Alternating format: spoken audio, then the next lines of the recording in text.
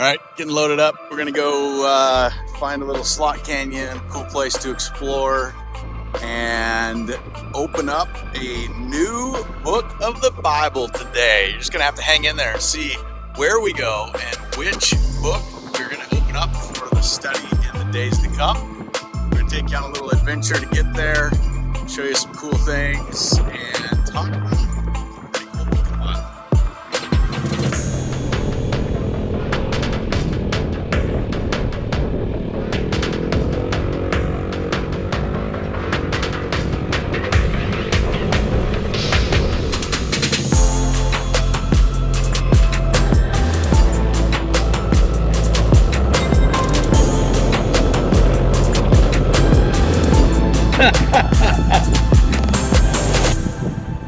Ruckuses don't like gravel.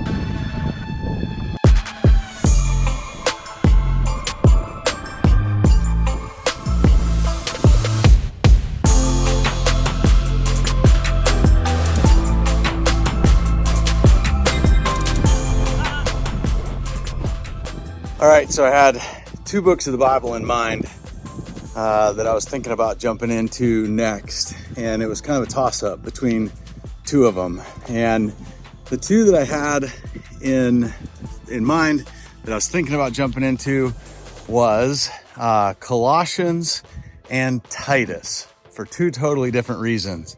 And here we've got the perfect decision-making why. We've got this path over here that would lead to Titus, and we've got this path over here that's going to lead to Colossians. The question is, which one are we going to take? Let's find out.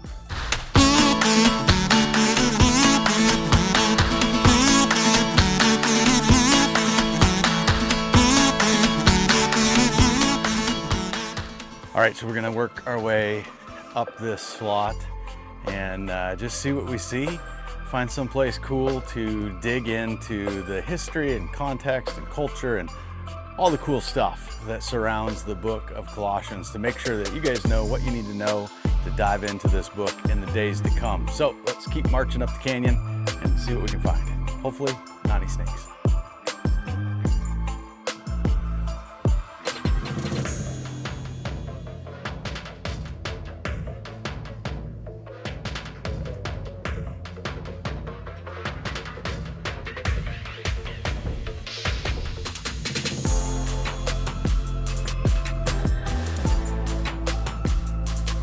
Tucker, come here.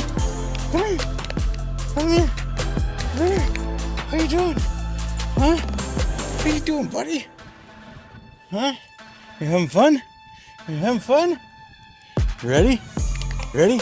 Ready? Let's go.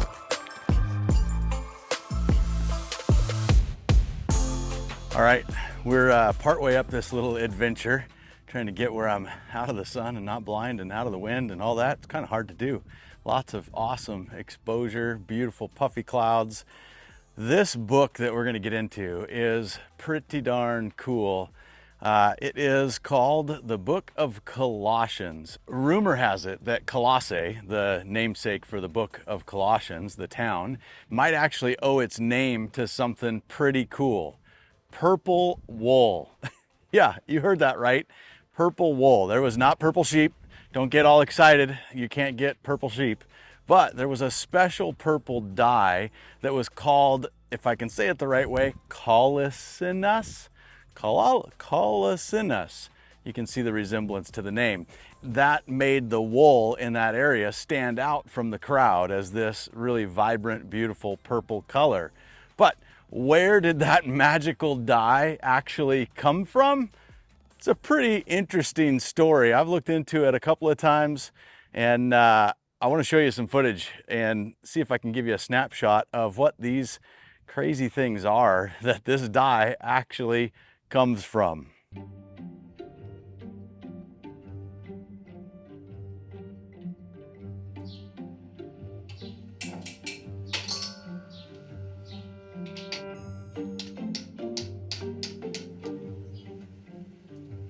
كانوا اجدادنا قبل اللي يخرجوا الصبيغه معناها من الميوركس بالطريقه هذه، يكسروا كعبه الميوركس ويخرجوا منها لا جلوند، بعد يخليوها تتخمر في الملح 3 ايام من بعد يحطوها دون دي ريسيبيون اون ايتان والا قصدير ويزيدوها دي سبستانس بالطبيعه وتقعد الكويسون نتاعها من 7 ل 8 ايام لين ترجع الصبيغه معناها سولوبل ترجع تذوب في الماء وقتها ينجموا يعاودوا يجربوا يصبغوا فيها الصوف والحرير ويشوفوا الكولور كان تحصلوا على الكولور اللي حاجتهم بها يعني سي بون سينون يكملوا الكويسون لين يتحصلوا على الكولور اللي حاجتهم بها.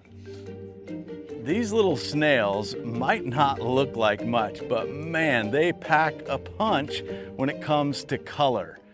Pretty amazing, the color that comes out of these snails. Now, you might be wondering, how many snails does it take to make that purple dye? Whew, gosh, who even knows? Hold on to your hats because the answer might surprise you. It's in the thousands of these little critters to produce just a small amount of dye. And so for an area to be famous for its purple wool, you can only imagine the number of snails it must have taken to do that. So, random fact about Colossians and Colossae that you probably never knew, famous for purple snail juice and purple wool that did not come from purple sheep. All right, that's it for this little trip. Let's jump up the trail here a little bit further. I got more to show you on the way, and we got a lot more to dig into about this book of Colossians. So hang on, let's go see if we can get ourselves into another cool canyon before we dig into the next piece.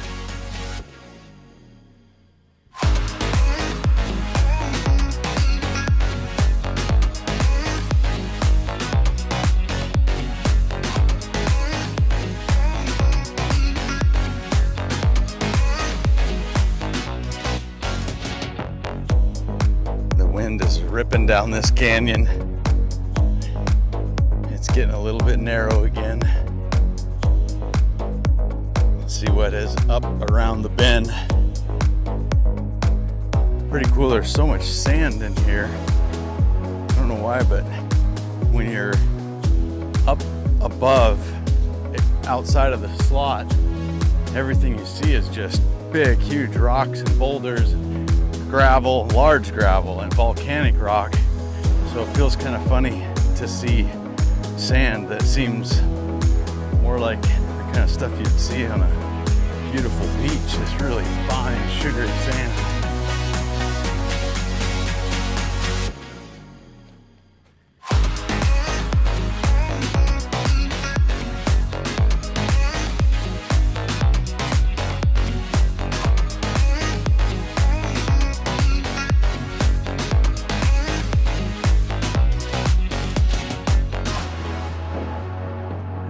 Piles and piles and piles of loose rock stacked on top of each other. And then up there, there's this big flat wall that almost looks like it's been like stuccoed or plastered or something, like covered over. And everything underneath it is just washing out. Pretty cool.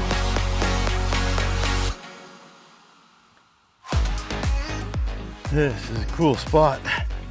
And then you have these like things that are almost purple rocks, purplish colored, that kind of look like melted cheese stretched and full of holes. And lots of loose rocks. This is pretty cool. Seems like a spot that's cool enough to tell you about the next thing we need to know about Colossians. Kind of hard to give you an actual perspective of how steep it is and how deep this little canyon is in here. But this is pretty cool. All right, back to Colossians. Fast forward up to the time of Paul, and Colossae, the city, had already made a name for itself. It was kind of a center for trade and craftsmanship. But it was not just purple wool and snail dye that Colossae was known for. This city was a huge, thriving community, including a growing number of believers in Jesus Christ. All right, well, that brings us to the book of Colossians.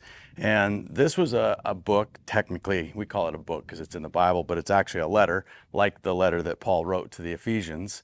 And this letter that Paul wrote to the believers in Colossae was a letter that he would have written while he was in prison, probably while he was in Rome. And the heart of it seems to be about some issues that were cropping up in the church that needed to be addressed. I know that's kind of a shocker, issues in the church, right? Like I thought that that was just a recent thing, just the modern American church and Canadian church that had issues. Well, not so much. All right, so enter Epaphras. Now, this guy was more than just your average Epaphras. His name is actually tied to something pretty interesting. It's connected to this other word, Aphrodite, and Aphrodite was the Greek goddess of love. Anyways, don't get sidetracked, stay on track, stay focused. No goddess of love, rabbit trails? We're back. All right, so the point is Epaphroditus, however you say his name, Epaphroditus. Epaphras had a name with some Greek roots and Greek connections. And so it was likely that he had converted to Judaism or Christianity from a pagan lifestyle as a Gentile. And he ended up playing a big role in the early church. Paul actually held him in high regard. He said things about him like he's our dear fellow servant. He said that of Epaphras that he was a faithful minister of Christ. And he even called him a fellow prisoner. So Paul showed this guy some serious respect. All right, so more on Epaphras. Epaphras turns out to be the guy that actually planted the church in Colossae. It's about 120 miles away from Ephesus, and Paul spends all this time in Ephesus and never actually makes it down to Colossae that I'm aware of. And instead, his co-worker, this buddy of his, Epaphras, who he has great respect for, is the one that actually goes there and seems to be a native to the area, like a local. And he plants the church there and gets things up and running and begins to evangelize the community in Colossae. And so in time, he makes a trip to visit Paul in Rome sometime later. And in Rome, he goes and visits Paul in prison. And it seems to be there in prison where he gives Paul kind of a good status update, telling him what's going on with the church in Colossae. And it turns out whatever Epaphras had to say probably involved, probably involved, we got to move and try this again because I'm getting sandblasted. I got sand in my eyes. I'm about to fall off the rock. Can't see anything. You probably can't hear anything. Time out. Let's move. We temporarily interrupt this broadcast to bring you Ralph, the world's largest red, pinching, bite your face off sand bug. Tell me that thing doesn't look like it would leave a big welt if it got a hold of you. Seems like it'd be a good idea to try and get the camera really close to it. Ready? Let's go. Hey, buddy. Do you know anything about Epaphras? We're trying to introduce people to the Book of Colossians here. And you, my friend, seem like you're on a mission to go somewhere. I don't suppose you're headed to Colossae.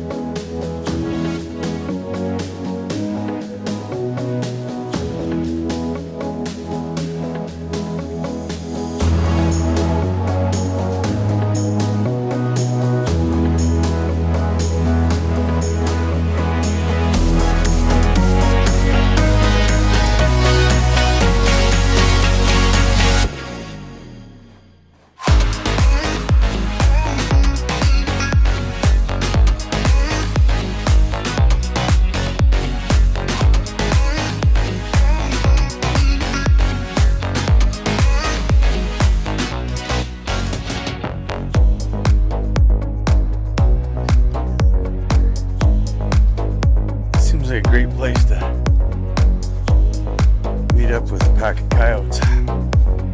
This is awesome. All right, well, I'm not getting sandblasted anymore. The question is, where was I? We were talking about Epaphras. Epaphras turned out to be a super stud, Gentile, converted to Christianity, and planted the church in Colossae, went to visit Rome, talked to Paul in prison, gave Paul the big status update and told him everything that was going on in the church in Rome, which led to the letter that we're going to dig into. Paul's response to the church in Colossae based on his intel from his church planner, his guy with the boots on the ground with the local intel, Epaphras. And then Epaphras got to be the guy that actually took the letter back to Colossae. I think. I gotta double check that one. As I say it, I'm like, do I know that for a fact? Truth is, I don't know that one for a fact. So we'll learn as we go. But so this letter is from Paul to the believers in Colossae. And it is dealing with some stuff that he heard coming up from his buddy Epaphras. Some areas where there's some false doctrine or false teaching creeping in. Some areas where people were getting things out of order in terms of the kind of church dynamics, family dynamics. And so he writes to them to kind of give them some correction and instruction. And so while it is a letter written to a specific group of people in a specific place and time, there's a lot that we can learn from it. And I'm looking forward to digging into this short letter with you guys in the days to come. So be sure you stick around. Be sure you stay tuned.